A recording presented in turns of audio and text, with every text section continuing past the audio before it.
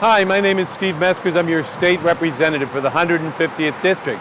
I'm standing here right now on an overpass to I-95. If you can hear anything beyond me, what you hear is the noise of the traffic that courses through this highly valued residential district. Something that really angers me with the DOT is that they've known about this problem for 30 years.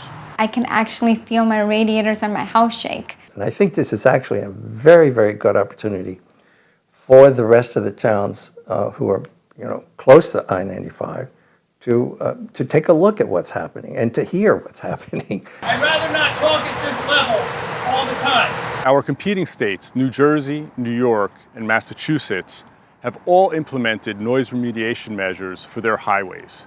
And we all know that Connecticut has been losing businesses and residents.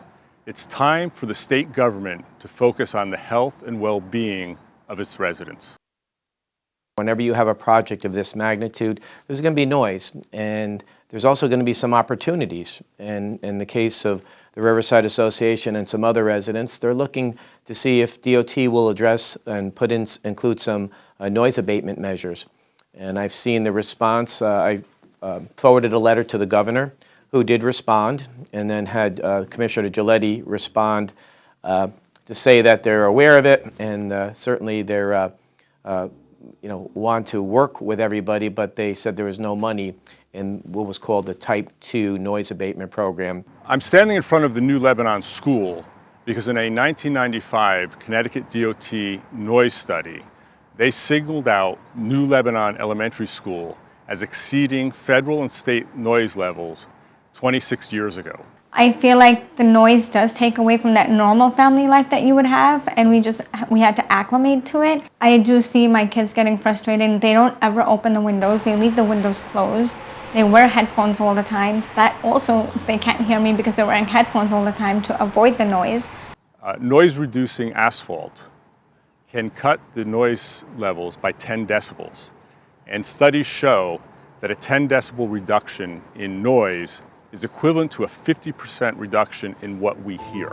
For the DOT not to even consider coming down here and looking at it and studying it and telling us no straight out, I think that's just poor leadership from the DOT standpoint, poor leadership from the administrative standpoint, and it's been a neglected portion of our infrastructure for 30 years now.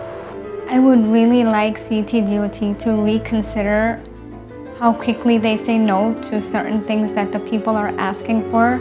Well, at the very least, I would expect them to listen to what we're saying and to take it into careful consideration, because I believe that we have very valid concerns.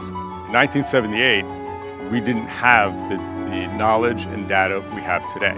It is something that is affecting people now all across the I-95 corridor, and will continue to, and will get worse. Their next board meeting should be in my backyard, and see how it goes from there, and see if they can handle it and hear each other.